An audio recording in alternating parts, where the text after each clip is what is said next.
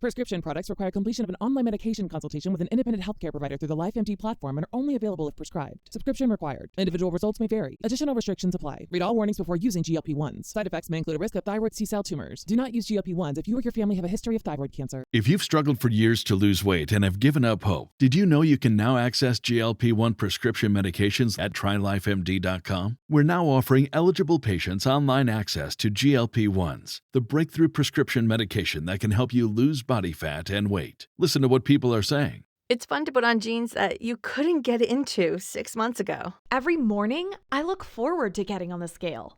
For anybody who's struggling with their weight, it's a godsend. And here's the best part. Your insurance may cover 100% of the cost of your medication. So go to TryLifeMD.com to have your eligibility checked right now. Get started today at TryLifeMD.com. That's TryLifeMD.com. What's the easiest choice you can make? Window instead of middle seat? Picking a vendor who sends a great gift basket? Outsourcing business tasks you hate? What about selling with Shopify?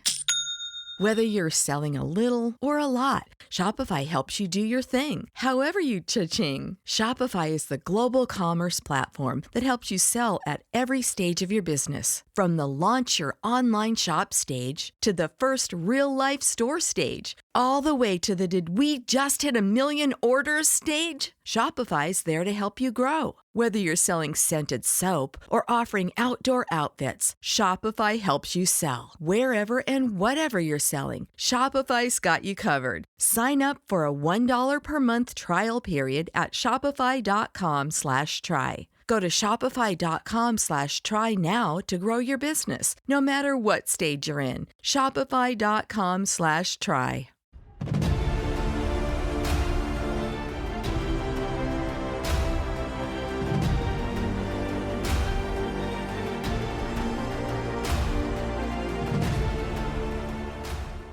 Dani, we have to go. We need to help these people. We have to stay on mission. The next safe crossing is at least a day away. What are we waiting for? We cannot leave without helping them. These people are dying. They've nothing to eat, and in the village enslaved, she said. I understand that. Women, we need children. to make our next position by sunset. How can you say that? What is the matter with you? This is no man's land, Diana. It means no man can cross it, all right? This battalion has been here for nearly a year, and they barely gained an inch. All right, because on the other side, there are a bunch of Germans pointing machine guns at every square inch of this place. This is not something you can cross. It's not possible. So what? So we do nothing? No, we are doing something. We are. We can't save everyone in this war. This is not what we came here to do.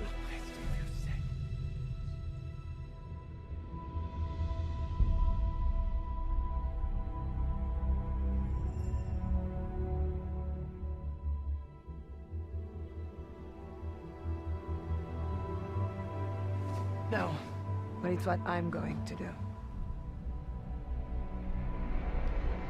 Welcome to the Superhero Cinephiles podcast. I'm your host, Perry Constantine, and joining me again is Nic Baldwin, but it's a special episode because he brought a date today, and that is his wife, Dani. How you guys doing today?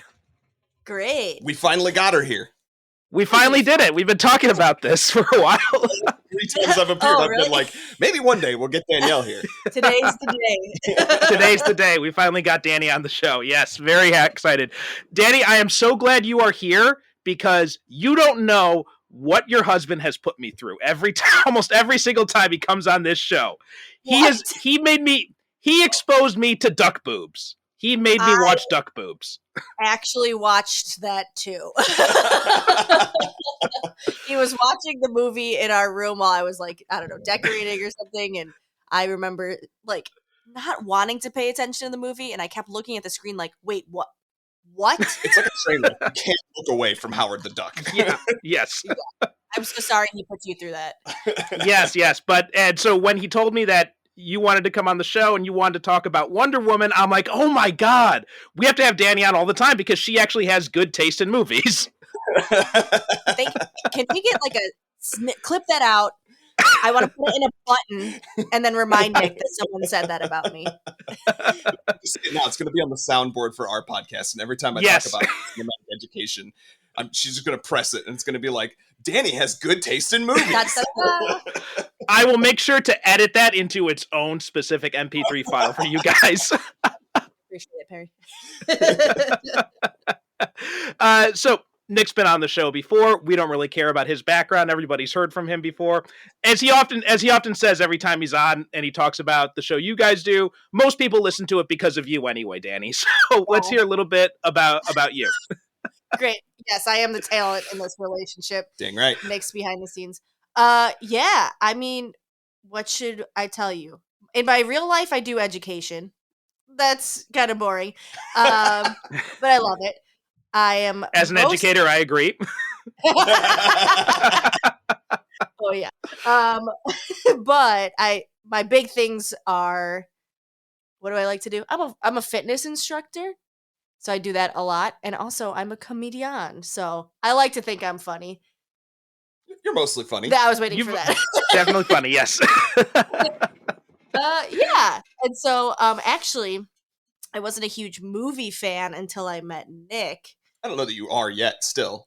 We've been together for 10 years now. I mean, do you consider yourself a movie fan? We started this by you saying you don't like a lot of movies. Yeah, I like what I like. Okay.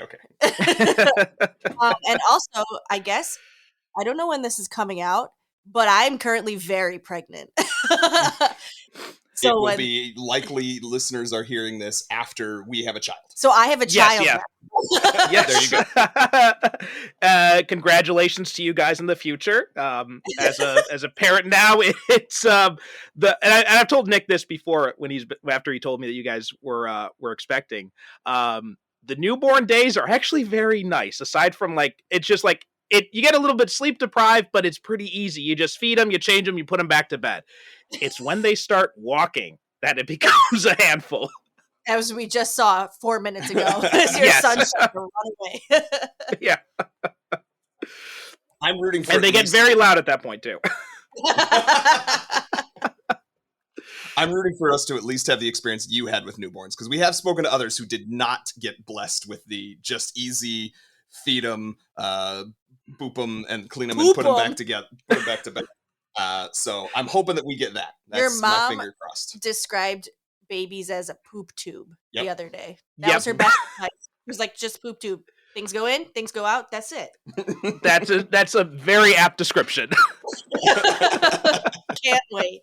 Or if you're listening in real time, I'm loving this poop tube.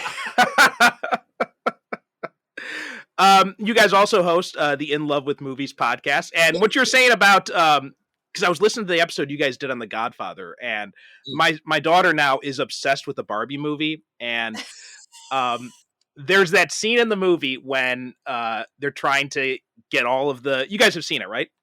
Yes. Okay, so there's the scene in the movie when they're trying to distract all the Kens, and they go in and they talk about The Godfather, and they're like, "Oh my God, The Godfather! I've never seen it." And he's like, "You've never seen The Godfather?" And my wife looked at me when that scene happened and started laughing. I think I did too.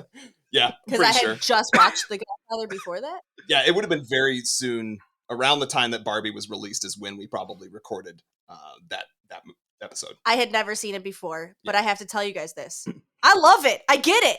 It's a great movie.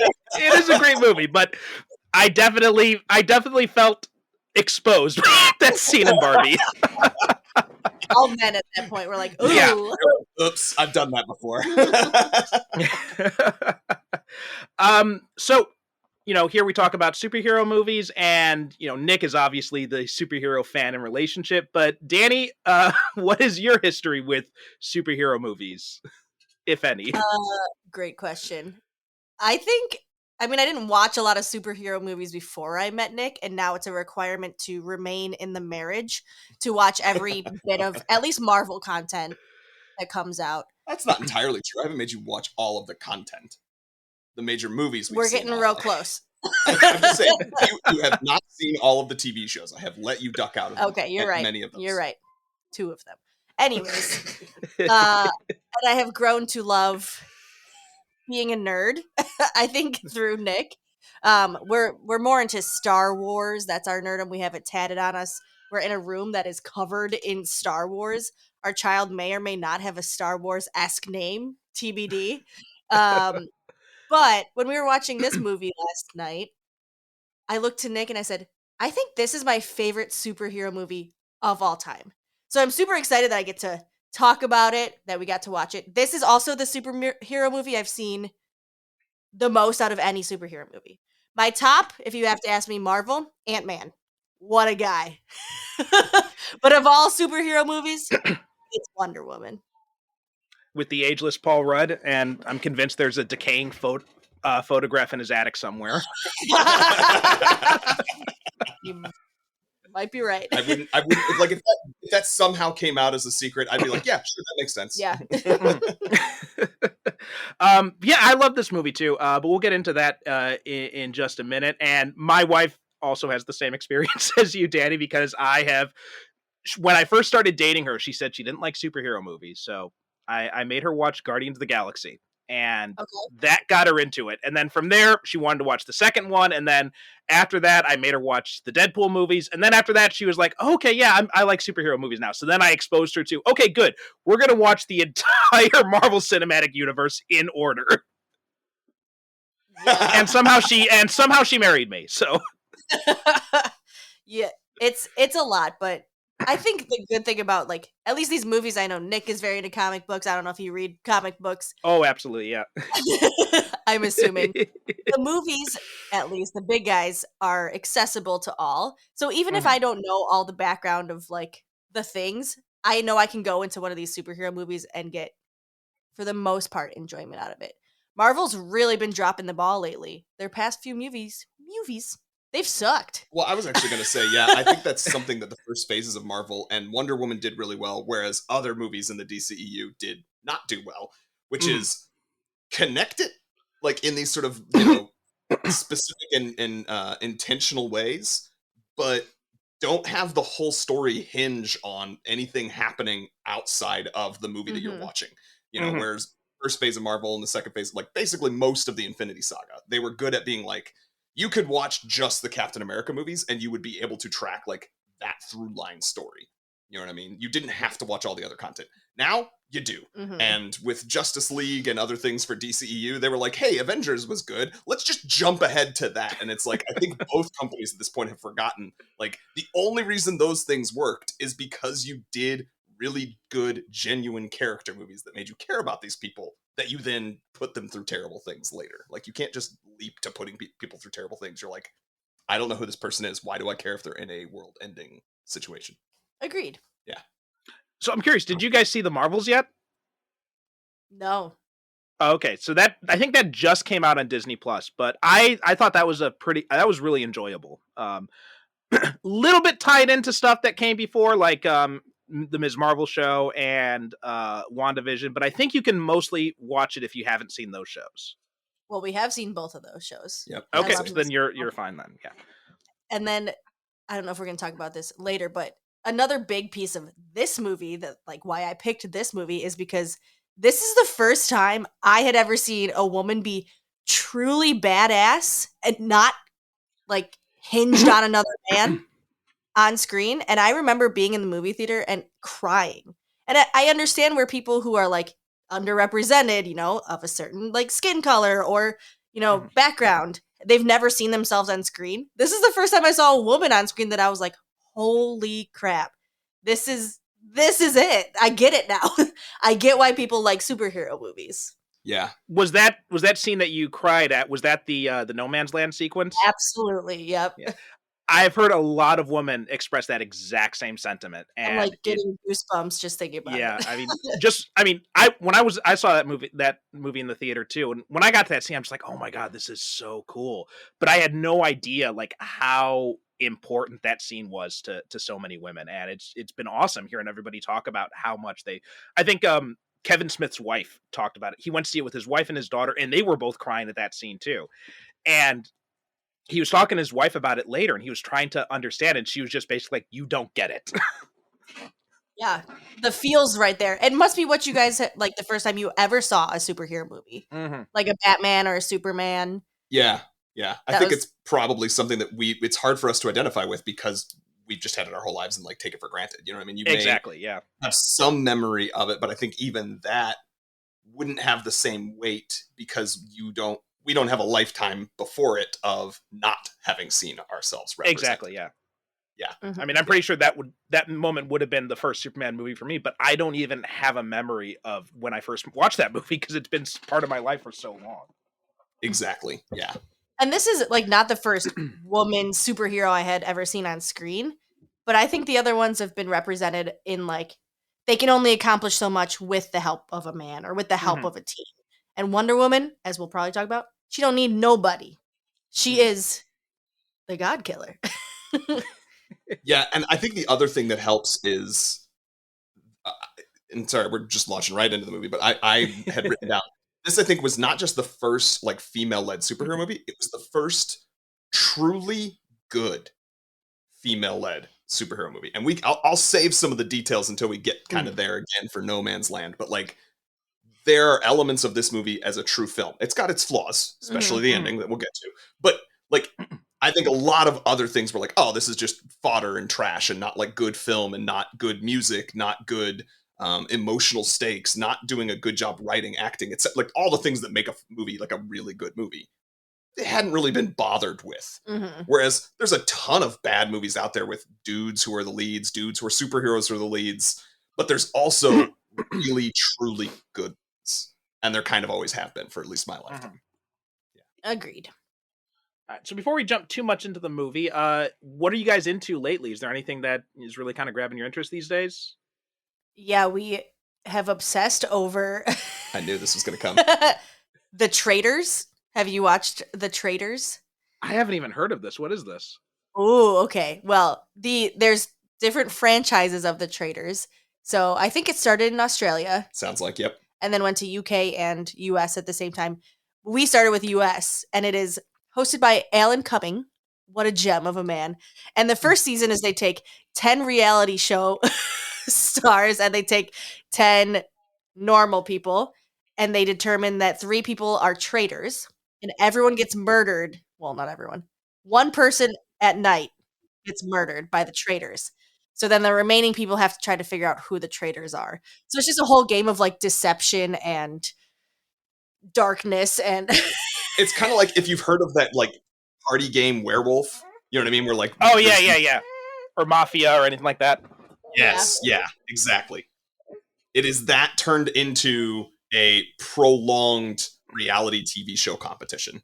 And then there's like challenges for money and stuff, and it's good. It's really hard to watch, honestly, because people are lying to each other's faces, but it's addicting. It is. It is. We like watched the first season of America, discovered the others, binged the others, and then we're like, okay, we need to take a break before we go back to the second seasons of some of these things and just let them all get there so we can binge them anyhow, plus giving the opportunity for it to give us some distance. Yeah, I was dreaming about lies and deception every night. But it is very good, very fun. Yeah. So my daughter was just trying to climb all over me just now and steal my headphones at the same time. And now if you hear this moaning in the background, that's because my wife just dragged her away. I wanted to be with Daddy. She wants to be a podcaster, apparently. One day. If this show goes on long enough, maybe we'll start doing it with them. Love that idea. But yeah, you know what? I was trying to think of what I've been into lately. I have not had a chance to really get into anything these days, just because, you know, I'm winding down. The semester in Japan ends in just ended. So I've been winding down that, doing final stuff and doing grading and all that kind of stuff. And I've been working now with this publisher, so I've been doing a lot of work for them, and just like I've been just like in full on work mode lately. So I haven't had a chance to really kind of just do anything for fun. But I guess the closest thing, and Nick, you might be aware of this, but there was Mark Waid did a Brave and the Bold series back in the 90s, I think, with Barry Allen Flash and Hal Jordan Green Lantern. No, I guess I thought for a second maybe I did, but no, I'm not familiar with this. So I picked up the trade a while ago. It was on one of those Amazon sales, and just had a chance to finally sit down and read it. And it was really cool. It's like it was like a 6-issue series, and it's like each issue was set like in a different time period between like their actual comics. So it wasn't like changing anything. It was trying to find a way to fit these stories in with the other stuff that was already there. And it was pretty cool because I was never really clued into either of those characters, those versions of those characters. So it was cool to kind of see Mark Waid, who's a big fan of those characters, and kind of see like why he likes them and get kind of a better sense of who those guys are. That's really cool. That's really neat. I've got a couple of things Mark Waid on my shelf that I have read, and others that I've like still got to list. I have yet to read something Mark Waid that I didn't enjoy, at least on. Oh no, yeah, absolutely, yeah. All right, so that's a nice. So now we can just talk about Wonder Woman. We can table the comic discussion before Dani gets bored and leaves. I was like, I don't know, Mark. She started just like. I want to share, because of you and I's conversations on previous episodes, I have gone back and I have started. I watched all of the crossovers for the Arrowverse to get me to the last season of Arrow, and then I have watched the first episodes of the first season or the last season of Arrow.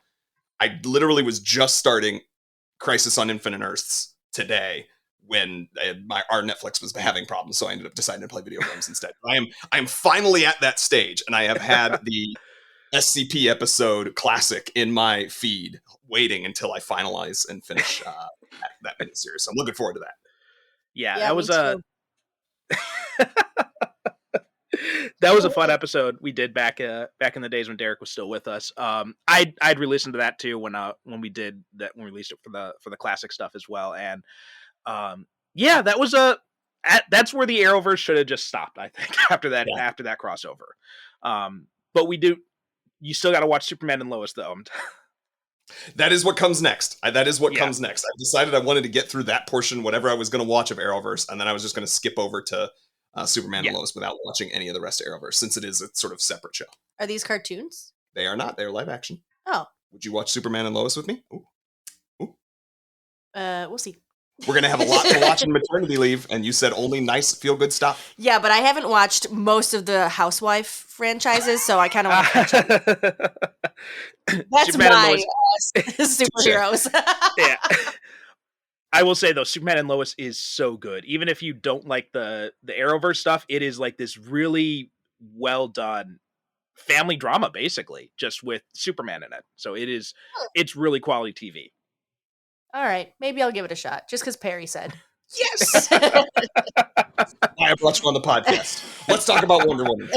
All right, yes, let's talk about Wonder Woman. Now, Nick, I don't know about you, how familiar you were with Wonder Woman, the comics. I never really read any of her comics. You know, I've only been familiar with her like when she was in Justice League or when she pops up in other comic books. And just in general, like not only Wonder Woman, but mythology-based characters in general, I was just never really a fan of in the comics. So that even goes for Thor. I only got into this comics, after the movies. And but there's still like a ton of Thor stuff I haven't read. I still never really glammed onto like Hercules or any other mythological characters. They just never were Greek myths, Norse, Roman myths, all that. It was just never really my thing. So I never really connected with her. I was more into the sci-fi superhero type stuff. How about you? Yeah, it was never a comic that I had really read much of specifically. I'd seen her in other things. Probably, because when it comes to DC, I didn't even read a lot of Batman younger. I've read more Batman since I've gotten back into comics as an adult. But yeah, it's really mostly just been her overlapping in things. Although, in the last couple of weeks, I recently picked up the first issue reprint of George Perez's start of the Wonder Woman run. And that first issue was very interesting and enlightening to me to then watch the sort of origin story that they had chosen for this movie and where the similarities and differences lie there. Do you think, this is just, woman brain. Do you think that Wonder Woman as just like a solo character in her comics is sold and read less than any other, like most of the other comic books? Because she is, and this is just like, when you're little and you're a little boy and you're like, I want to see a man, I want to read Batman, I want to read Superman. Mm-hmm. So it's interesting that both of you were introduced to her when she was with other characters and with other dudes instead of just seeking her out. Yeah, I do think, I don't know the numbers. Perry, you might know better than me. I suspect she probably sells less than Superman and Batman, but she is a part of the sort of, trinity of DC for a reason. And I think she, depending upon what time period you're looking at, I bet she has competed with anyone other than those two. But I don't disagree with you that there's some truth to, what you're saying. No, I think you're absolutely right. And I think one of the big reason that she is part of that trinity is because she was one of the first ones created. And I'm actually looking over sales history right now, and it was from what it says here, it was a lower tier sales book for DC in the 60s, but it was mid-range seller for the comic industry overall. And it improved a little bit with the Linda Carter series, but and then they tried to double up the frequency of it, but that ended up hurting sales. And then after the show got canceled, sales kind of trailed off a little bit again. And then when George Perez came on, when he did his reboot, that also improved sales a lot too. There was also this weird thing that I think it was Denny O'Neil did in like the 70s, where he was, and this is male brain thinking, which is what was happening here, was he thought like, he was very inspired. He was a very progressive minded guy, but ended up taking some of the wrong lessons from that. And when it came to Wonder Woman, he thought like, her costume was too sexist, right? The whole, either the mini skirt or the swimsuit style thing. So we decided to give her a full bodysuit, and he decided, I'm going to take away her powers and just make her like, a non-powered superhero. And there was this massive feminist backlash to that, actually, because they're like, we understand what you're trying to do, but you're taking the wrong lessons from it. Yeah. Mm-hmm.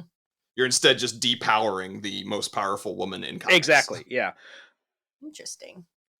So, so Dani, you're not a comic person, but were you familiar at all with like the Linda Carter series or any other Wonder Woman type stuff in growing up? I don't really think so specifically. Like, I never didn't know who Wonder Woman was, but I never really like went out of my way to be like, I'm gonna watch the TV show or whatever. But I think a lot of it comes from, this is gonna sound crazy, like when I was a teenager, when you think about like Halloween costumes and stuff, girls have few options. It's like sexy mouse, sexy cat.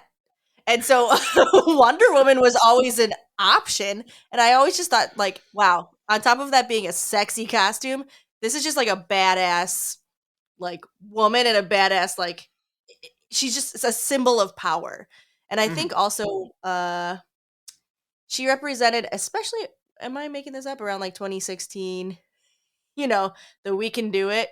We're bringing a lot of Wonder Women out, trying to fight against. No, I think there was definitely some of that. Like there's I think, well before that been recreations of the Rosie the Riveter position as pose with Wonder Woman. Yeah. But yeah, she definitely fed into a lot of that feminism. Yeah, I mean, I love woman. I'm always like, women power and like very into women and gender studies, and so like she just kind of always was one of those symbols. But I had never watched a movie or a TV show. Or even read a comic book. Yeah. How much do you guys know about her creation, actually? So it was a psychologist kind of who created her. He was dating, he kind of had a polyamorous relationship with his graduate assistant and his wife. Oh. He is the guy who created the lie detector test, which is what the lasso of truth represents. Yes, yeah. And supposedly, I think if I remember correctly, the original drawings Marston did are kind of like supposed to look like his wife. How did you know this? We've had this conversation, you and I. You just don't remember. That's really cool. I think I discovered most of that around the time that the movie came out, and there was a bunch of like history things. And if I'd known it before, I didn't like clock it, register it, it didn't stay in my brain. But being at a place where I also know that polygraphs are not really that reliable as much as we think they are and use them. It was also fascinating to me. That's why they're inadmissible in court. Yeah. Also, like he was, especially for that time, for the 1940s, he was an outspoken feminist, polyamorous, like you said, and he believed that women were superior to men. And the whole idea behind Wonder Woman was that she would solve problems with not with fists, but with love and with bondage and submission. So there's lots of bondage in those early comics. Which, there's actually a movie. Maybe there's actually a biographical film about him. I think it's called William Marston and the Wonder Women or something along those lines. I've never seen it, but it's like all about his life and his connection and his relationship with his wife and his assistant. So I am really curious to see that. But yeah, it's a really interesting story. Yeah, I love that. Also, can I just say he was correct that women are superior? And I'm confirming that right now with, sorry to I'm sure your audience is like 99% dudes, but like going through pregnancy, like the things that women have to do and then are just expected to like keep on living, it's tough. And so I do understand, like, women are tough AF. Let me tell you, one day I was like driving to work, threw up on myself, and I was like, well, still gotta work later today. There's like a lot of things that sorry again, hi all you guys out there. I don't know if you guys could handle this. I think if our sex had been developed to be it, we would figure out a way. But if you waved a magic wand, we were talking about this on our podcast with someone recently. Like, it's very easy for me to say, and as much as I genuinely feel it, I would take this on for you if I could. I say that, I genuinely believe it right now. I still don't know how well I would take it if you could wave a magic wand, and tomorrow I was the one going through what you're going through. Yeah. It's wild. Yeah. But I think there are two things that makes me think of. Did you guys ever watch Scrubs? Yes. Oh, Nick's a huge Scrubs fan. Okay, so there's this one episode when JD was talking. It's like these little like montages of the hospital. And he's talking about how different people experience pain. And there was this husband and wife in the middle of childbirth, and the wife is like straining. She's like giving birth. And the husband's like, I got a hangnail. Can you ever think of anything more painful? And the wife's just looking at it, gives it like this like look of death. And the other thing I think of is one of George Carlin's stand-up specials when he's talking about if there is a God. He's like, I firmly believe it's a man because no woman could or would have fucked things up this much. I like it. Facts. But anyway, Wonder Woman. Wonder Woman, yeah. So Gal Gadot, cast as Wonder Woman, first appeared in Batman v Superman, which utter absolute train wreck of a movie. Dani, I'm not sure if Nick exposed you to that, but I think I've seen it it's on in our house sometimes. Yeah, I feel like you've walked through parts of it. I don't know if I've made you sit down. And I think I've said, "Oh, this looks like trash." And you were right. That's accurate. And I can never remember if it's pronounced Gal Gadot or Gal Gadot. I think it's Either Gadot, of you know? right? I think Gadot, Okay. but I'll be honest, I'm not. I'm no expert either. Yeah. But I remember her from like the Fast and Furious movies, and like and she was one of the brighter spots in those movies, one of the better actors in it, obviously. And then, when she was cast as Wonder Woman, I'm like, okay, that's an interesting choice. I don't know why they're bringing her in Batman v Superman when they've already got so much other stuff going on in this movie. But she was like the brightest spot in that otherwise awful movie. I completely agree. And I also feel like in this movie in particular, I had a note that it was like, she just truly embodies the character, the spirit of the character. I even think, for the most part, she still executed that in Wonder Woman 1984, which we will discuss as little as possible because of how that movie was. But like the character of Wonder Woman, the sort of innocence in the fish out of water scenes, the sort of genuine like just sincerity with her wanting to be loving, and yet her, like, you believe her being a powerful badass. Like, she just really did hit it home, and I think has become the template the same way that Christopher Reeves had in terms of, what they should look like, how they should act, etc. Yeah. She also, the actress in real life, was in the Israeli army, correct? Yeah. Yes. And I do believe she was pregnant during shooting parts of this movie as well. Really? Wow, I did not know that. Yeah, I'm glad you mentioned her military history, because I remember when she was first cast, a lot of people are saying like, "Oh, why are they casting this skinny girl as Wonder Woman and all that?" I'm like, she was a fucking Israeli soldier. I mean, I'm firmly convinced she could kick any of those guys' asses in real life. Yeah. Did she do her own stunts? There were a couple times where I'm like, I think that was her. I'm sure she did. I can't remember if she did all of them for sure, but I would think that she probably did a lot of them because she's that type of person. I also think a big enough budget movie like this, there does reach this point where they're like, no, you can't. We won't let you. Fair. But for a lot I'm trying to look up, see what it says about stunt work. I imagine there's probably a lot of green screen because especially like a lot of the superhero movies, especially the DC stuff, because most of this stuff was still during the Zack Snyder era, and he was very big into green screen. But yeah, you're right. Now- Here is something. She was pregnant during reshoots, and she was 5 months pregnant, and they put a green cloth over her stomach to edit out her pregnancy. I That is did know just that. wild and amazing and awesome. So is Themyscira a green screen? Was that a green screen landscape, or like where were they? Because that was beautiful. It's so beautiful and so realistic. Yeah, I'm not sure. I'm trying to see if there's anything mentioned here in I'm making you Wikipedia. do all your research. Yes. Right now. I can tell that the scenes that were filmed on the beach during the attack were like a set of some kind. I could tell that, but I don't know, like some of those, where her training scenes and things like that. I agree with you. They're just absolutely gorgeous. Or of course the establishing shots of the place. I don't know if that's like entirely green screen or if there actually is an island in Greece somewhere that just looks that awesome. Okay, it was filmed on location. They finally settled on the Salentine coast, along the Tyrrhenian Sea, which is in southern Italy. Okay. Huh. Gorge. Very gorgeous. And they considered 47 different countries. Wow. Oh my Yeah. gosh. Well, I think they did a good job, whoever picked that location, because it's gorge. Yeah. Well, also, talking about this being, it wasn't the first female superhero movie. We've had other ones before, like Catwoman and Elektra, which probably the less said about those, the better. Agreed. But this was also the first one directed by a woman too, right? Patty Jenkins directed this one.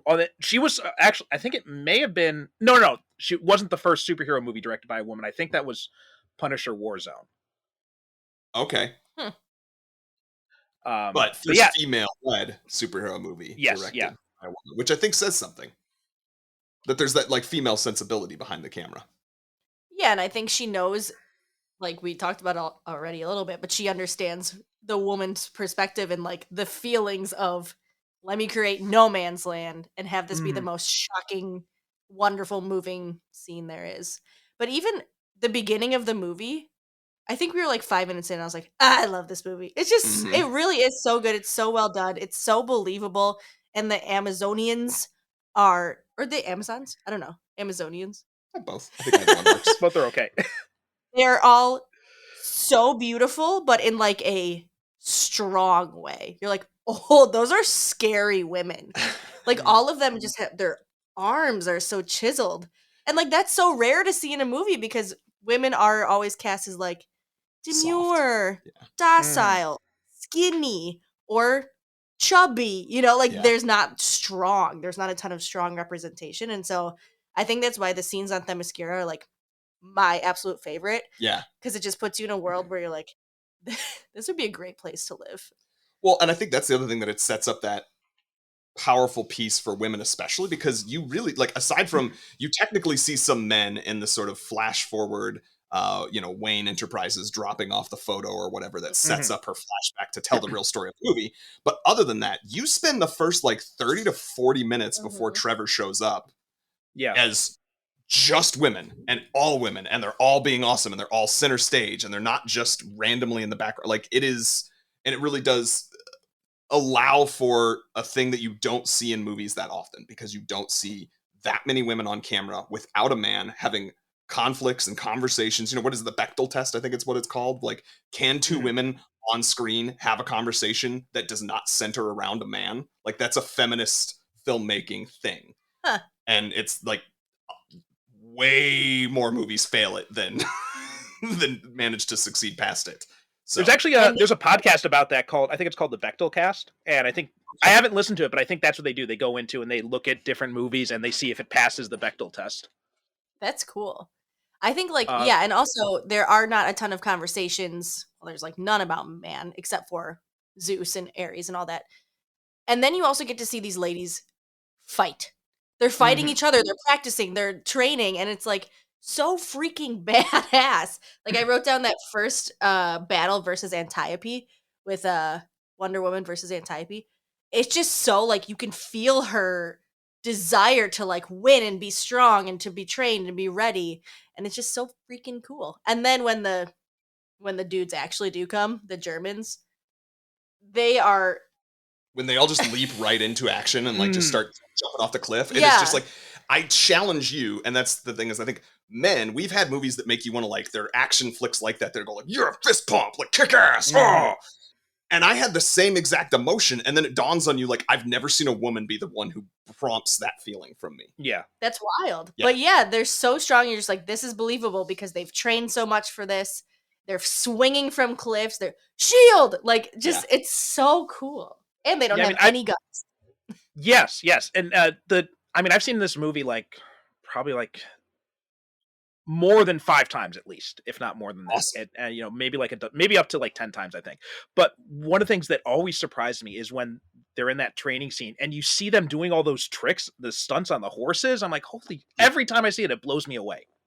Yeah, and I think those are probably all trained horseback riders and stuff. You would have to be.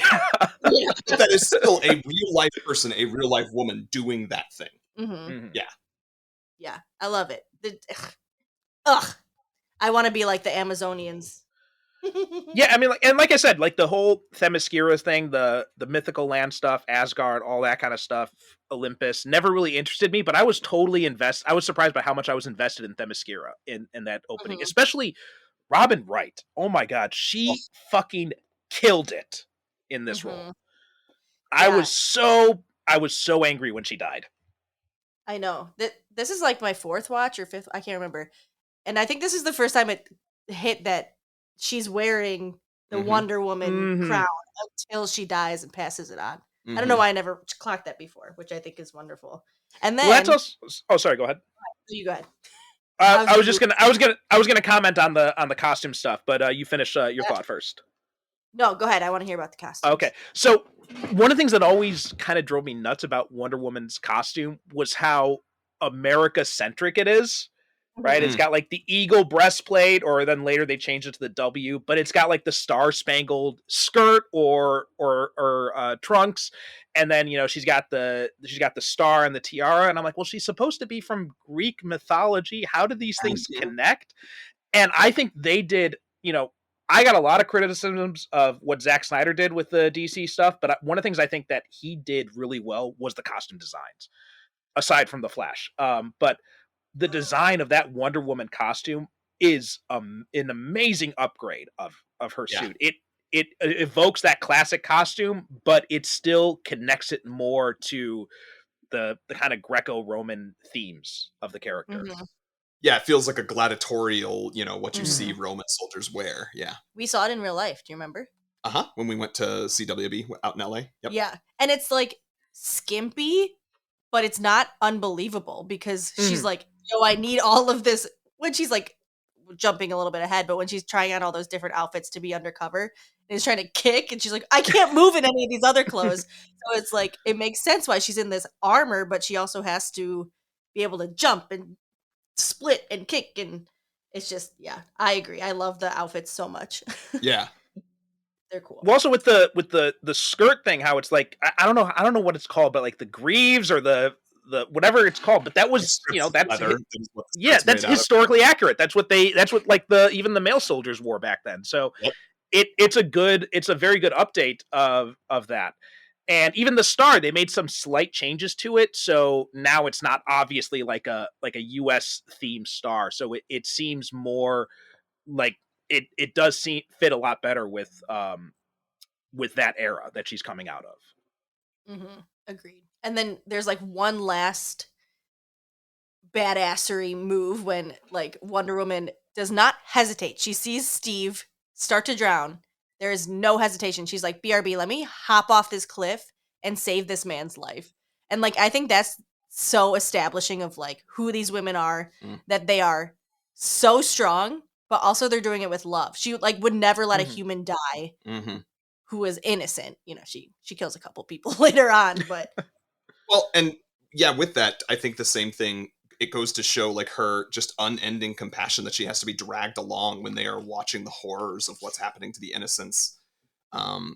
Right before No Man's Land, and obviously it kind of like sets up the emotional stakes, which is one of the many reasons why No Man's Land is such a good scene. But I agree with you; it's the same thing. It's like everyone, or like it like tears your heart out when later on there's that general that's just like she's like. Trevor's like, men are dying, soldiers are going to die. We can save soldiers or something like that. And the general's just like, that's what soldiers are there for. And she wants to like just leap across the table. You know what I mean? Because it's like, yeah, her compassion is amazing. yeah. And then I do think Chris Pine is a perfect casting for this movie because it doesn't need to be a man movie, right? It's a woman-centered movie, but he is the perfect like complement to being kind of a dum-dum, but like trying really hard. He also is very passionate and compassionate, and he also his first scene where he's just like, "Oh, do you know what this is? This is my this is a watch." I can watch that scene over and over and over again. But also when she's like, you let that little thing tell you what to do, and I'm just like, oh. It was so beautiful, so well done, and I loved it. Yeah, I think their chemistry is part of what makes this movie too, and I think that's probably right. But also, Chris Pine's acting, like he manages to step right into, like you said, that complimentary role, and I think the writing is so well done for this movie because, and this is something I think was true of Barbie and Ken. It's like that person is they're almost sharing equal screen, and you've got a man who kind of understands this is not his movie. He doesn't need to be the center, but it also like there's space for them. Like, and maybe that's just because there's always space for men, and we live in a patriarchal society. But I think that the movie doesn't short shrift him as a character the way that many other male-led movies would short shrift the romantic interest in that movie. Agreed. Yeah. Well, also, even though she's in the midst of all these men after she leaves Themyscira, like there's never a risk of any of them taking the spotlight from her performance. Like she is always center stage. I mean, even just visually, like just how striking her costume stands out amongst like all the drabness of the rest of it. That was such a great choice to have it stand out that much. Because when she was in Batman v Superman, yeah, she was a little bit brighter than everything else, but still, that was a very dark movie overall. Yeah. Yeah, and she does kind of blend a little more in that than she does, I think, in this because of how the movie's filmed. But I also think that casting Gal Gadot helps with that because she is an just sort of objectively beautiful woman. Yes. And I love that, Etta, who deserves a shout out, the actress Lucy Davis, because she also just kills it. You know what I mean? As the song says, like, she understood the assignment. Like she came in and crushed that. But like when they put glasses on her and she's like, oh yeah, that's going to make her less beautiful. And I feel like that's the trail of the whole movie. Like you're saying, like you can surrounded by women, but it's like the light's always going to be on her. Like it doesn't matter what you do. You could put her in spectacles. It's not making a difference. But Gal Gadot does not ever, or Wonder Woman as a character, never takes that as like, oh, I am beautiful or I am strong. She's just like, no, I'm here for a mission. I'm here for love. And I'm also just going to be honest. She's truly honest throughout the whole movie. And like going back a little bit, but I love this line where she's talking about she read all the 12 volumes of some book. And she was like, you're not going to like it, to Steve. And he's like, what do you mean I'm not going to like it? And she's like, well, it says that men are essential for procreation, but not pleasure. And I was like, I love it. She's not wrong. That's what I was going to say. I'm pretty sure I turned to you when we watched this and I was like, facts. Like, that's accurate. That's accurate. One of the things I loved about that scene too is that, with a movie like this, I think, and this was probably, I never read any of the other scripts that were flying around because this movie had been in development for a while, but I imagine most of them probably treated her as very naive when she comes into man's world. Diana is not naive at all in this movie. Like she is well-read. She is intelligent. There's a little bit of naivete when it comes to like the true nature of man, which is kind of one of the driving themes of the movie. But when it comes to like, actual biology and like all these other stuff. She is very well read.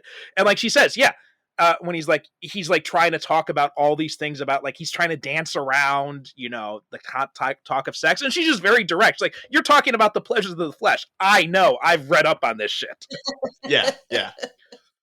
I think he's just so funny too when she's like, no, I was just sculpted from clay from Zeus, and Steve goes, oh, that's cool. Or something like that. It just really establishes he's like, okay, yeah, that's how it is. I love it. Now that was actually, there was a change that happened in this movie. They took a hint from, so they did the New 52 comics back in the in 2011, and they had the sculpted from clay origin was, I think that was from George Perez in the 80s, but then in the 2011 reboot they established that her father was actually Zeus. So they completely, you know, did away with that, and they did that in this movie. They make her the daughter of Zeus. Do you guys have any thoughts about that one way or the other? So she's still sculpted from clay out of the love of her mother, and then Zeus animated her, right? So there's a quick line in the movie where, you know, right before she's fighting Ares and he's saying, you know, we are in fact siblings and everything, to say, you know, Zeus in fact had a child with the queen of the Amazons. And the implication there is it wasn't through magic or through clay. It was, they got busy and her mother had just been lying to her. I guess I missed that part. But I think I like it. I think I like the idea that you incorporate both. I think that for a larger audience, especially these days, we are more familiar with the concept of Zeus and siring a lot of demigods. And so I think that's easier to swallow. And I think makes it sort of make more sense in some ways that she's as powerful as she is, I guess. Yeah. How do the Amazon women come to creation? They were just originally from Zeus as well? So, correct me if I'm wrong on this, Perry, but because I just read that Perez book that does establish this, and as I was watching the movie, it seems to be implying the exact same thing. There is a storyline that when Ares is basically, you know, starting to balk and say he wants, you know, not to create men or whatever, one of the other Greek goddesses comes to Zeus and the council and is saying, like, we should create this new race of people, specifically female, to lead man and to show them like what they should be doing, what like their greater connection is to the world, and to not be fighting and not be deadly.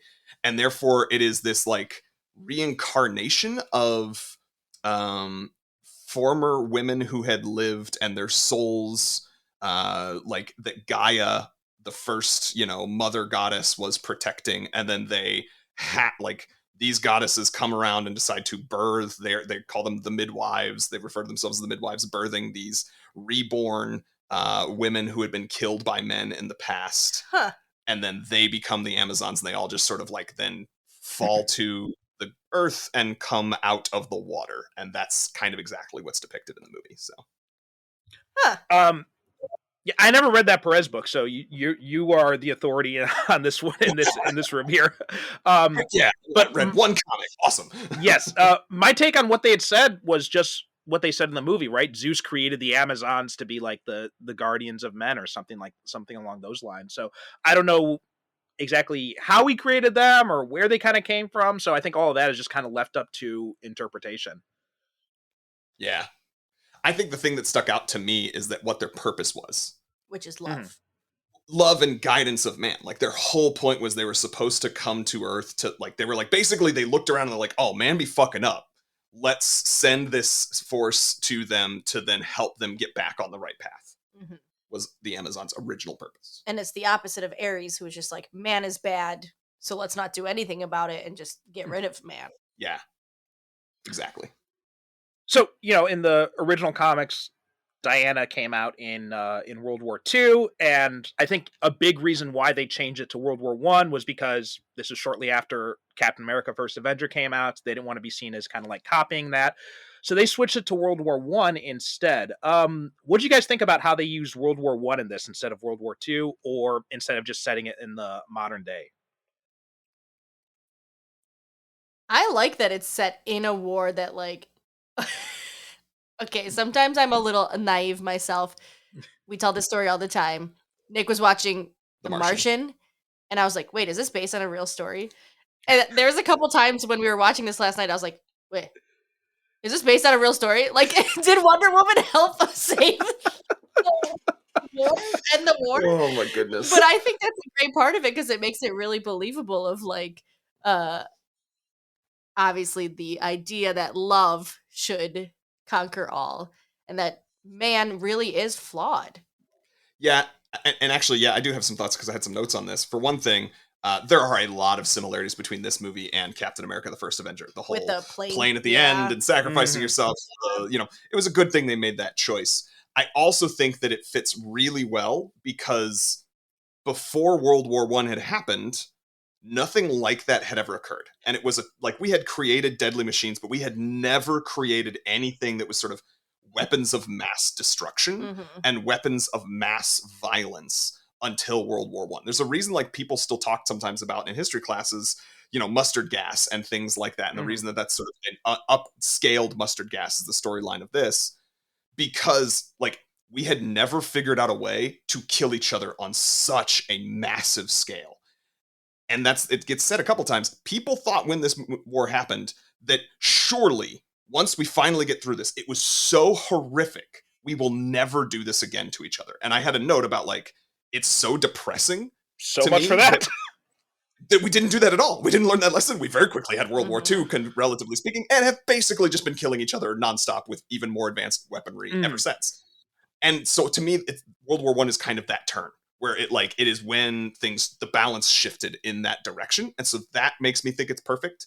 I also think, obviously, for lots of reasons, I wrote down that I think that the sequence for sort of, especially the like a couple of minutes leading into, and then like maybe a little bit into the battle in the village afterwards, that no man's land sequence may be the best sequence put to film in this current century of anything.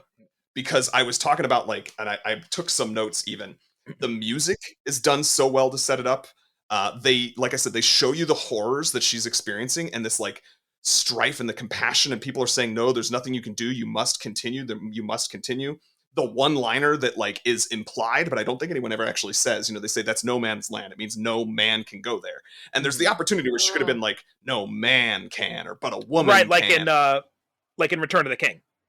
Yes, yeah, precisely. But instead of doing that, which is another amazing choice too by the writers and filmmakers, like, no, we're not going to do that because you're smart enough to get that's the point of this scene. And then, she sets up, I think the VFX hold up. I think that it's like so emotionally stirring. And I just love then that it leads into her first big battle with that musical sting that is also an amazing piece of musical writing. But I think all of that is so beautiful. And that's another reason why I think World War I was a good choice, because it literally couldn't happen. There were no, there weren't the same kinds of trenches in future wars. I also think the whole point of this is Diana thinks or knows that Ares is the god of war, and war is going to be the end of the world. And then when Steve says, what do you mean, what war? It's the war, because there had never been a war before. I think it makes complete sense that she's like, now's the time. Now is when I have to find Ares and kill him. So, and Perry, you asked about setting it in the modern world. The second movie, which we said we weren't going to talk about, was close to it. Set in the 80s. And man, that was bad. It was just so bad. Yeah, it was bad. We did an episode on it back when it premiered on HBO Max, and it was such an unbelievable downgrade, especially considering that you have all the same people involved. And I don't know what the fuck happened.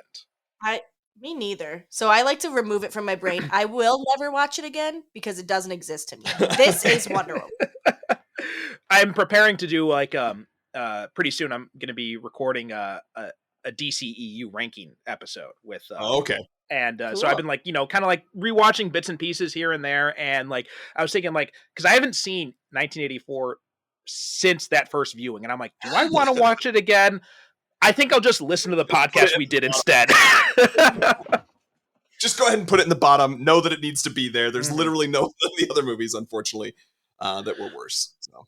But yeah, on the World War One thing, like when I first heard that it was set in World War One, my first reaction is like, oh, they're just trying to avoid the Captain America comparisons. And I'm like, that it just, I didn't really. But then when I saw the movie, I'm just like, oh wait, this actually makes a lot of sense, right? Because World War Two, there was good reason to fight World War Two, right? Like we were fighting fascism. There was a good reason for the world to come together and fight against that. I don't know how much you guys know about World War One, but my God, it was a fucking mess. It was just like there's a famous internet meme called "If World War One was a bar fight," and it is just judging by your face, Danny, I'm guessing you haven't seen this, but you got to look it up after we're done because it is hilarious and it perfectly shows like how chaotic and just fucking stupid World War One was. Yeah. And that's what they kept saying in the movie is like millions are going to die senselessly. And they're just continuing to let it happen. And she was like, why are we not stopping it? Why are we not getting the treaty? But, the answer to that is Ares. He kept pushing it out. He said, we don't want to get the armistice. Is that what it's called? Armistice. The treaty.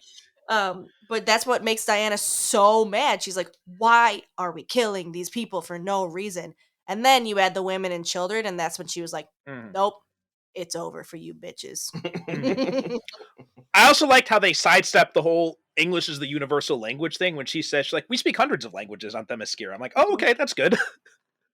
Yeah, there's only one scene in the movie where it didn't make sense is when Steve is trying to get into the gala and he has the little guy who's an actor as his driver and they are speaking in English. I'm like, they would be speaking German if this was to be believable, but yeah, and they could have done it like, and my suspicion is just that I don't know. There must have been a choice on the day. Chris Pine couldn't speak German, or he decided for him to just do a German accent. Which to me, it's like it's actually worse with you doing a ridiculous German accent in terms of believability, because either you're going to tell me that you're just speaking German, but you're going to be speaking English, and I'll just imagine you're speaking German, or like, not. But you doing a, I'm like the invitation. Yeah, it was like okay, comedic, and that's it. And going back to the No Man's Land sequence, one of the other things I really love about it is how they hide her outfit until that moment. Right? That was another really smart choice because you get like the little hints of it, like when she comes to Steve and he's like, "Oh, nice outfit," but it's not until that moment when she takes it off and it's just like this burst of color. I liken it a lot to you'd mentioned Christopher Reeve before, but that first night in. Which is kind of undone because you get a shot of it from the distance after the Jor-El instruction scene. But the fact that is the first time we see that costume and it's just this explosion of color in the midst of all this gray was an amazing choice. And also, all the women listening will get this. When you take your hair down and you flip it out, you mean business. And that she took her hair down first, then climbed out, then took her coat off. It was like, let's go. It was just so good. I love it so much. Something I noted this time that I think was happening, and you kind of mentioned it, like you didn't realize that the star that she puts on, the tiara that she wears, is belonging to TIP. Yeah. Well, that's what she's doing when she's like putting her hair down. She's actually putting that on. Oh, yeah, because you're right. She didn't have that on before. But similarly is like her being like, no, this is, I'm gonna sort of channel my dead general, my aunt, and I just think that's another emotional beat that's added to it, and perfect scene. Yeah, well, I mean that's a good thing because I think one of the things that has happened in the comics is I think they've leaned a little bit too far into Diana as warrior, forgetting the whole part about how she's supposed to be an ambassador of peace, and I think this movie and Godot in particular do a good job of straddling that line between warrior and peace ambassador, right? Because up until that point in No Man's Land, she is very much in like the peace ambassador mode, right? She's all about peace and love and all that. Very much, obviously influenced by her mother. But then when she puts on that tiara, it's like, okay, now I'm channeling Aniop. And it was this seamless transition, right? You don't feel any contradiction between those two parts of her. Chef's kiss. I agree. And she like barely kills anyone until she is truly like, this is the enemy, this is bad. And I think like the most gruesome killing is when she thinks that she's killed Ares, but it's actually just Ludendorff on steroids. But yeah, throughout most of the movie, she's like blocking people, moving people, but she doesn't go out of her way to kill people, which I think is just like, they never even mention it, but it's just subtle. Like, no, she still wants peace, but she just wants this violence to stop. Yeah. And then, well, I mean, the fact that she's restraining people with the lasso in that scene in the town, I think that was a perfect illustration of that. Exactly. Yeah. Also, we haven't talked about the crew that she puts or Steve puts together. The little actor guy, Chief. And what's the other guy's Scottish. name? So Samir, Charlie, and Chief. Yeah. And when she stops the violence in the bar, and Samir goes, "I am both frightened and aroused." Such a good line. Such a good line. Because that was like truly odd. Like, if you saw that happening in a bar, oh yeah, same. That woman is so beautiful. Yeah, what did you guys think of the crew overall? Charlie confuses me. Does he ever make a shot? That's a good question. I thought he did. I feel like I want to say he did, but I'm honestly can't remember. I can't remember either. I like that. Like that you see the characters have compassion for him, even though it's like you could easily be like, you know, really frustrated with him. It's like you're literally being brought along because you're a marksman, but then you can't like take the shot because of the trauma that you've been through. But they're kind of like, but that's still our bud. Like, we're not gonna, you know, leave him behind because of that. Yeah, I like that Samir says everyone is fighting their own battles, Diana, and I think that gives her like insight into man, because she's never had to deal with like emotional like trauma or anything like that. She's only known one thing, which is these perfect, beautiful women who can fight. Yeah. And so she goes into the real world and is realizing like he just wants to be an actor. But he's like, the color of my skin has held me back. And it's just something that has probably never dawned on her before. And just realizing that like that crew emphasizes that men are flawed. And not men like just men. Man is flawed. Yeah. And at first she was like, well, they have to deserve me or they have to deserve peace. And at the end she realizes, no, you have to choose to love them despite their flaws. So I think they really do add on to the message of the movie. And they also step back. They're like, where's Diana? We need her. We need her. Like, they understand she is the one. She is the most powerful. And they never make a comment or try to like overstep or do anything. Yeah, I don't even think I thought of that, but as you bring it up, I'm like, yeah, if this movie had been made, you know, 10 years earlier or by a different studio or something like that, or something at the time, I think there would have been a lot more comments of like, oh man, I can't believe we're following a woman, you know, like just those little side beats that are like played for comedy, but really would have been undermining her as a character. Yeah.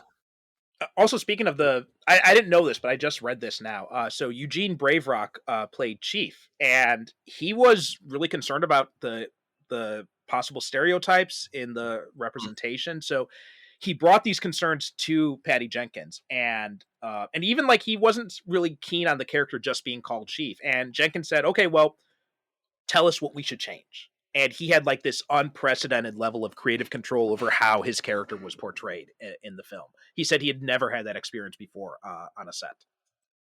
That's cool. That is really good to hear. And it is, I would say, like, he falls into some of the tropes because I think of how he's written, but it doesn't surprise me to hear that story because it sounds like, okay, somebody who's not a native individual wrote it, but then he was putting his spin on it to make it like still have some of that spirit of it. And I think that they're an interesting tale of like how a person copes with the ups and downs of life, because as you said, Danielle, I think that the takeaway message of this movie ultimately is like, you just have to choose love. Nobody's deserving it. Every human being is flawed. We have both good and bad capabilities in us, but you just have to choose to have love and compassion. And the more you choose love and compassion for others, the better it makes the world as a whole. If you keep focusing on, does this person deserve it? The reality is, and maybe this is my own religious beliefs, but no one does. No one deserves the love that they should get. But the only way to kind of bring them up to deserving it is to give them the love that they don't deserve, in my humble opinion. But I think that these three characters also play a role in showing different ways that people can cope with life. So you kind of have Samir, who is, in my opinion, because they talk about him being an actor, he's jumping at every chance to sort of play a role. Like I was thinking about in The Village in the evening when he's kind of pretending for just a moment to be their, servant. And there's a part of me that's like, oh, well, in some ways you could look at this as he's pretending to be a servant that's kind of like insensitive. It's kind of like belittling his character. But if you think about it from what he has said, he chooses any option he can to pretend to be someone else for any period of time. He leaps at, let me be your driver. Let me be your driver. Like he just wants a chance, and that's how he copes, to pretend like he's someone else.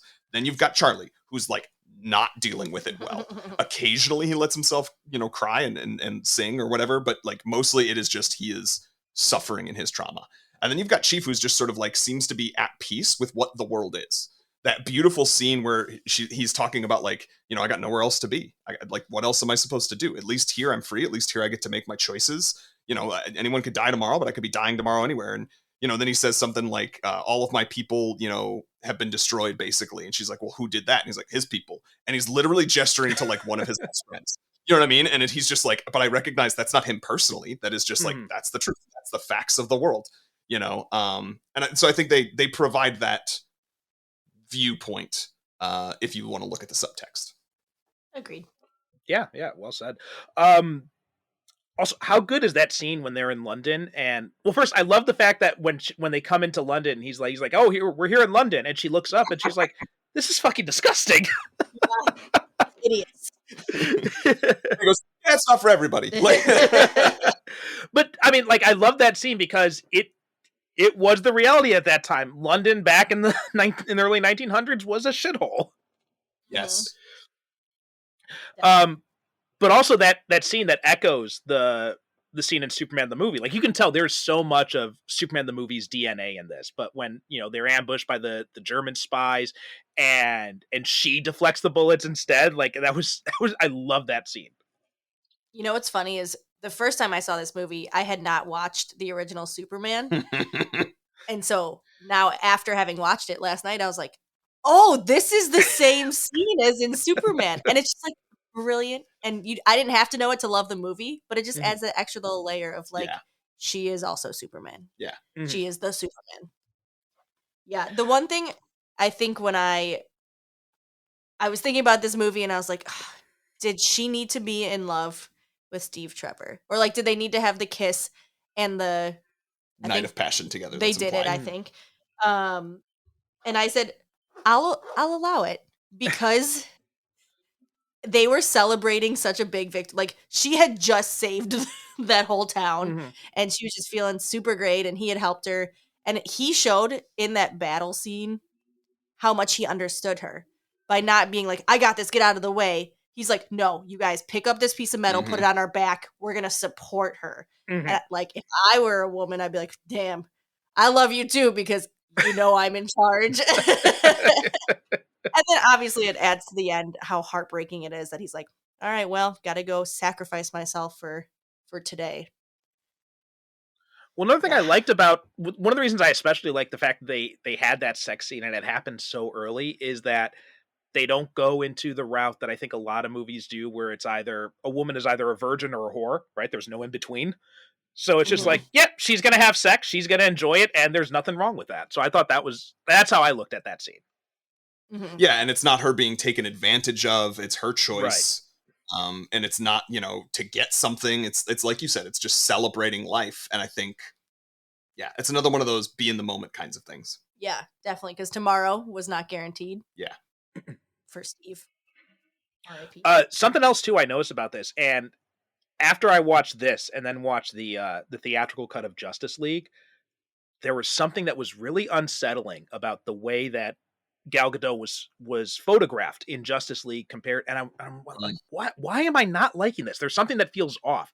And I rewatched Wonder Woman. And I'm like, oh my God, I understand what they mean by the male gaze now, because I didn't quite understand it before. But after comparing how Gadot is filmed in Wonder Woman, how she is in Justice League, there's like a lot of low angle shots in Justice League that border on upskirt shots.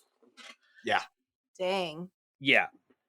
Which they could have easily had one of those for No Man's Land, but again, they show her and they do like straight on, you just see her walking out of frame. They don't follow her because otherwise you would have an upskirt shot, but they're like, no, we don't want to belittle this moment. Yeah. Versus lots of, That's so interesting. I would watch those scenes in the movie just to see the difference. But I think it's like, and maybe that's why women feel so much more compelled to watch this movie or see themselves in this movie, because we're seeing it from the woman's perspective, just like Patty was like, this is what I see. I see a strong woman, not a sexy woman. Yeah, and I think that's the key too, is because those are the types of things that only film nerds like you and me, I think, Perry, notice the like detail of how that happens. For the average moviegoer, it's just this thing that's happening on a subconscious level. And even for you described like you had to give it thought. Like at first you're just like, I don't know why, but this is not sitting well with me. Yeah, absolutely. Now, as much as I love this movie, though, this has a huge third act problem. Like the third act is just. I agree. I hate the ending. I hate it. And Ares sucks. This is where it becomes like all the other times I appear on Perry's podcast, where I'm like, there's just so much good that could have been done, and then they just made the wrong choices. I literally put, this movie is perfect except for when the real Ares comes out. Like, that just really, the ending is bleh. I mean, to me, it completely belittled the whole theme of the movie, that man is destructive and man wants to destroy himself. And then when you come in Ares and they try to say like, oh no, it's still man doing it. Ares just like, well, I just kind of nudged him a little bit. I'm like, no, you should have just been like, if you want to have Ares at the end, fine. But he should be like, I was just sitting back and watching this all happen. I had nothing to do with any of this. Yeah. Like it isn't like, he's like, I just whispered in their ears when he's explaining that part. I'm like, yeah, that's the flawed man who's just taking this.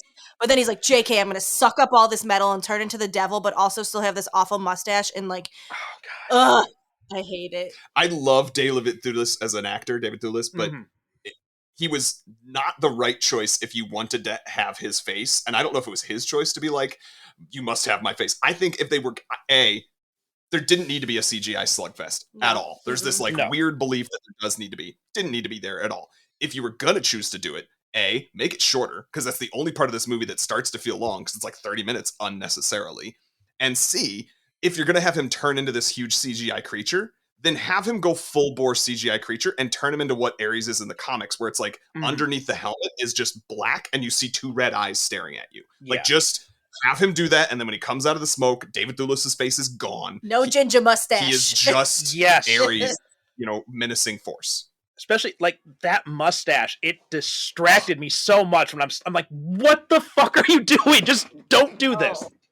Oh, that was so bad. When she knocks his helmet off, and you like just obviously like David Thewlis' head just does not fit on the CGI body that they have. Yeah, or they do the flashback of like when I was younger, and it's like a super jacked body, and then still him with his creepy little mustache. I'm like, no.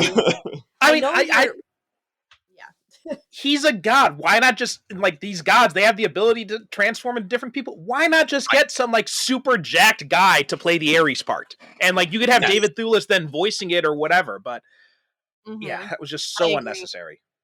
Yeah, I completely agree. And it does, when we were rewatching it last night, I was like, man, I love this movie. Man, I love this movie. Man, oh yeah. This is why I don't watch it all the time, because of the ending. And there are still parts of the ending that are beautiful, which is like her getting kind of, she can't hear, and then Steve comes up and is like, you can save, or I can save today, you can save the world. And you don't find that out till later. Like, that is beautiful.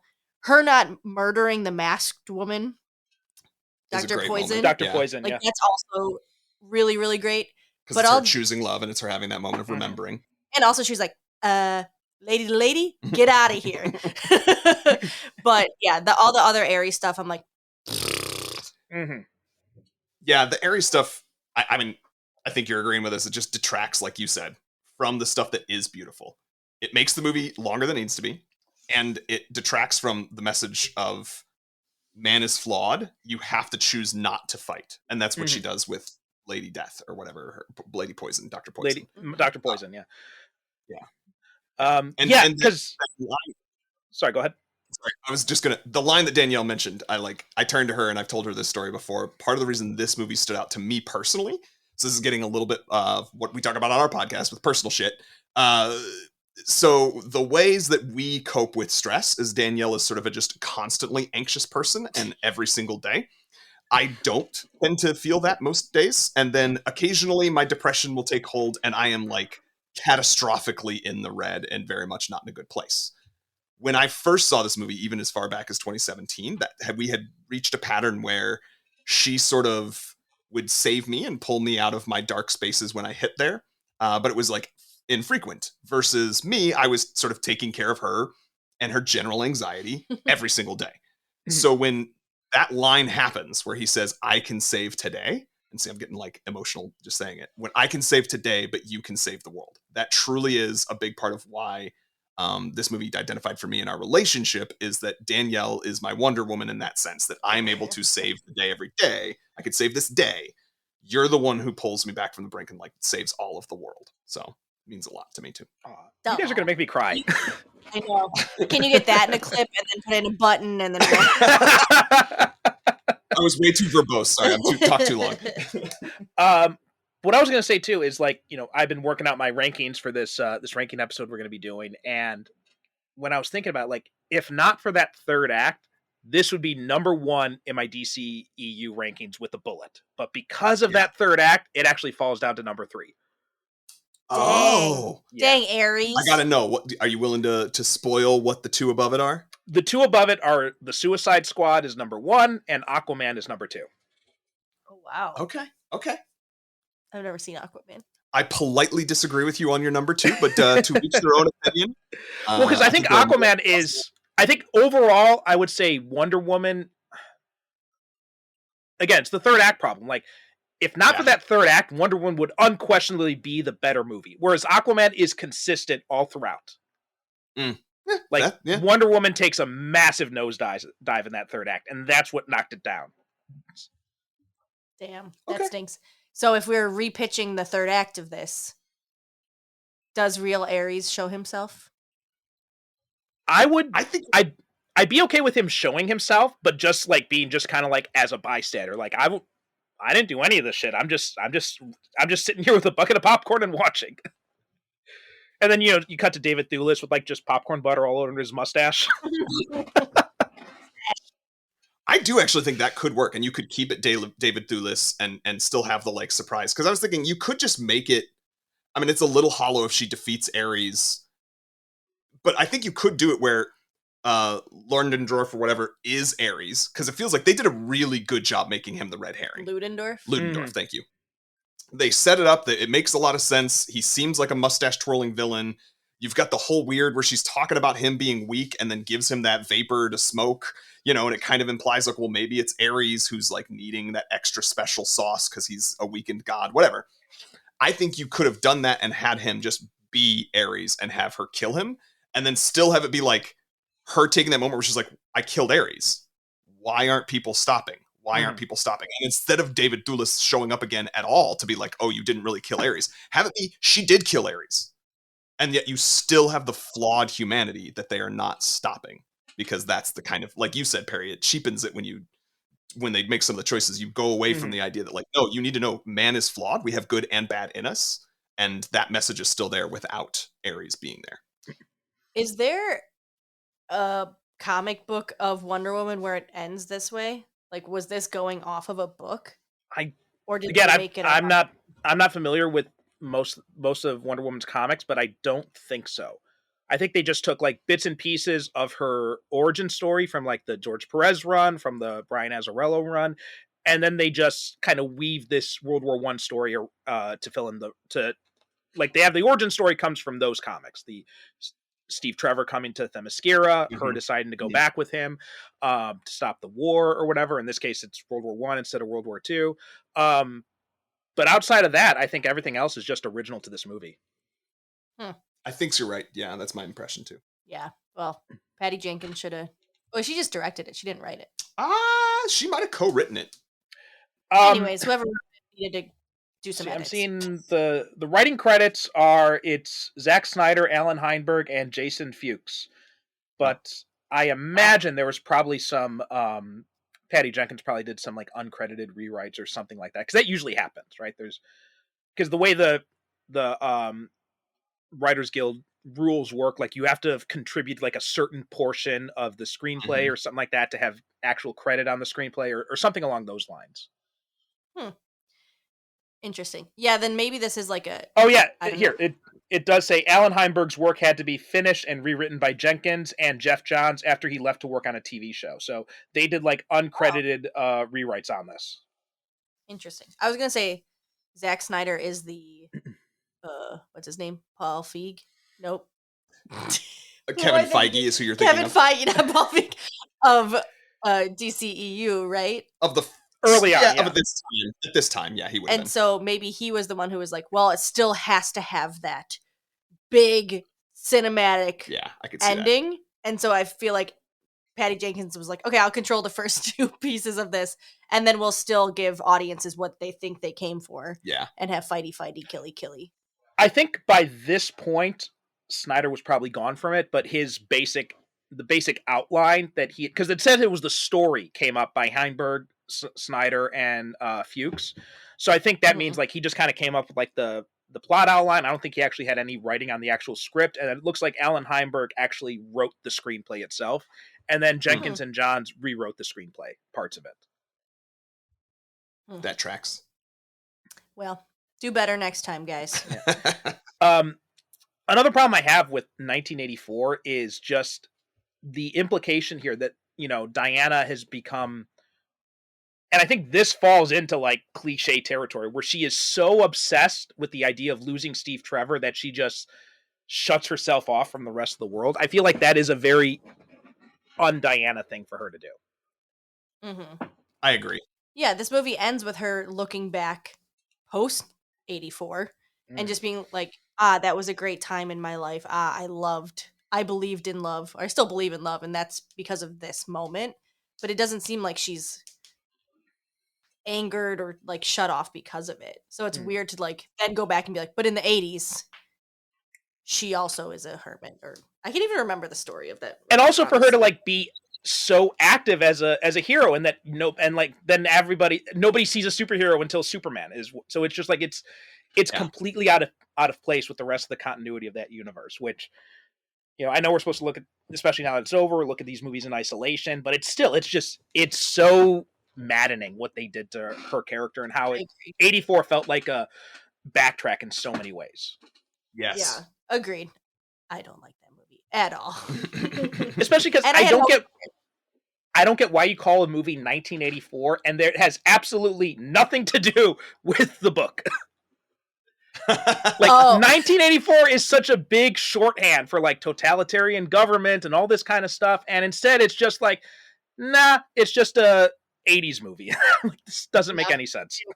Wanted to use a mall and big hair and they could have gone 85, 83, but I think that they like knew that 84, because of that book, is kind of like more in the zeitgeist, that it just therefore sort of felt like it came off the tongue easier. And it's like, I agree with you though. It's like you're hitting notes that you're not actually hitting. Yeah. And the movie, I can't remember the movie at all really, but like I know Steve Trevor comes back, and to me that also like cheapens this movie of like he has a hero's ending. Leave it at that. Like let her remember him fondly in love rather than whatever crap happens in the 80s. Yeah. It's also really creepy because he is in someone else's body the whole time. Yeah. Somebody else, I remember at the time people were critiquing it and talking about how like, do you all realize that this is effectively rape? Like you're just having a hero commit that. It's like, that's not a great idea. Yeah. So this first Wonder Woman, near perfection. Overall, I love it so much. I would change the third act, but I can't. But I would watch it over and over again. Agreed. Which is shocking for me for a superhero movie, right? She renews her vows. That's a perfect note to end on. Nick, unless you have any other final thoughts, anything to add to that? Nope. My last notes were just more details on the thing I went into about her line and my relationship. Awesome. Yeah, I mean, I love this movie except for the end. I mean, usually when I rewatch this movie, I think I just kind of like once it gets to that third act, I'm just kind of like, I think I'm done now. Yeah. We both zoned out because last night we were like, wait, how did Ares die? Wait, I literally, like, as what we're getting ready to bed, happened? I was like, can you remind me how he actually got defeated? Because I just didn't notice that. Because we both went into our phones at that point. Mhm. All right, guys. Well, thanks so much for coming on, Dani. Thank you from saving me from Nic forcing me to watch another bad movie. Oh, don't worry, I'll be back with a vengeance. We'll find the worst. Is there one on the another list. Duck 2? Harold the Duck 2? But thank you for having me on and letting me woman-splain some things. I loved it. You got to come on more often so that we can have more of this, and we can hold Nic off from making me watch bad movies. Great. I'll keep him in check. Yes. I love this idea. I mean, if you're saying yes, I'll show you Perry's list. We will pick something, All and I right. will happily come talk to you again. I'll take a look. Okay. Awesome. Okay, so guys, why don't you tell people where they can find you? Okay, you can find me at Dani Miami 4 on Instagram. That's where I'm most active. I'm not going to physically be active for a minute. Got some other things going on. And then you can follow our podcast at N Love with Movies. That's at the letter N, Love with Movies, all spelled out. Mm-hmm. Where else, Nic? That is on pretty much all the socials at this point. We're more active on some than others, but like that Blue Sky, that's all the things. We have it there. And then you can find me on Twitter and Instagram at Nic Loves Movies. That's NICLUV Love, Nic Loves Movies.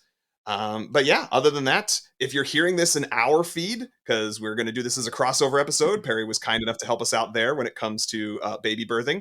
So if you're hearing this in our feed, go find Perry's feed, as we will link to it, and go listen to some more of his episodes.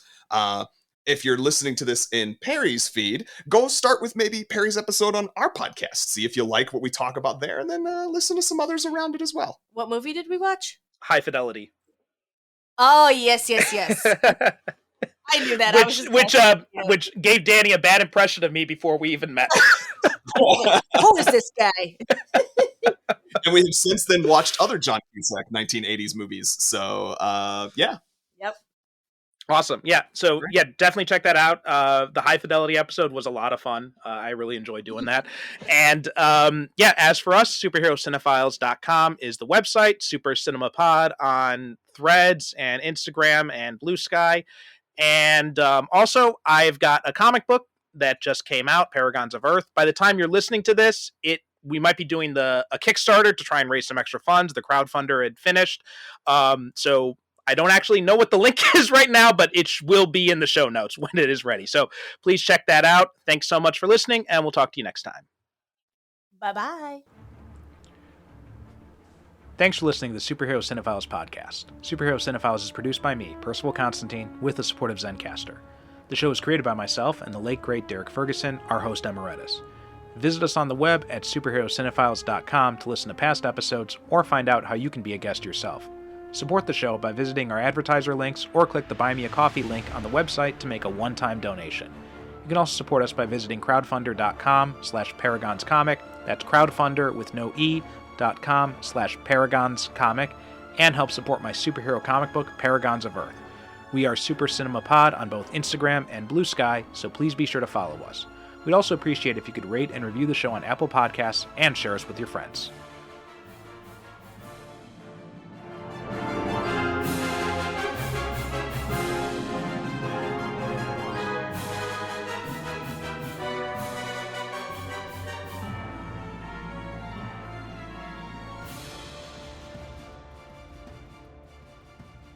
Thank you for listening. And as always, good night, good evening. God bless.